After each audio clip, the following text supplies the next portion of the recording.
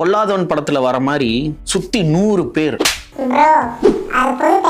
ஒரு ஆள் அவன் அடி அப்படின்னு அந்த ஒரு மொமெண்ட் இருக்குல்ல, அந்த மாதிரி தான் எங்களுக்கு தியேட்டர்ல இந்த படம் பார்க்கும்போது இருந்தது.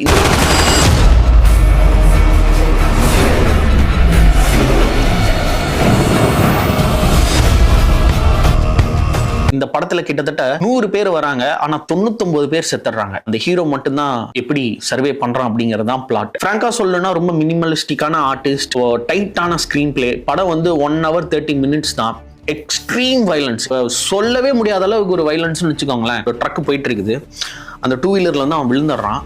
அந்த ட்ரக் வந்து அவன் மேலே ஏறுது அப்படின்னா சும்மா அந்த பிரெயின் எல்லாமே அப்படியே தெரிக்கிறதெல்லாம் விஷுவலாக பார்க்கும்போது பயமா இருந்துச்சு. அதே மாதிரி அந்த ஃப்ளைட்ஸ் வந்து பாம்பு போடுவாங்க, டம் டும் டும் டும் பாம்பு போடுவாங்க. அந்த ஃப்ளைட் வந்து அப்படி இப்படி வந்து இப்படி டேக் ஆஃப் ஆகும். அந்த ரெக்கையெல்லாம் அப்படியே நம்ம மேலேயே சடசடன்னு அடிச்ச மாதிரி ஒரு ஃபைனல் டெஸ்டினேஷன் மொமெண்ட்லாம் கிரியேட் ஆச்சு. ஸோ சிசு வந்து highly recommend for action lovers. ஒரு பிளட் பாத்தான ஒரு ரக்கடான ஒரு ரா படம் பார்க்கணும் அப்படின்னா நீங்க சிசு ட்ரை பண்ணுங்க. அன்பார்ச்சுனேட்டா தான் இப்போ இது தியேட்டர்ஸ்ல ரன் ஆகுதான்னு எனக்கு தெரியல. லாஸ்ட் வீக் ரிலீஸ் ஆச்சு. இப்போ மல்டிபிளெக்ஸஸ்ல மேபி ஏதாவது ஓடுறதுக்கு சான்சஸ் இருக்கு. ரொம்ப சின்ன படம் தான், டக்குன்னு முடிஞ்சிடும்.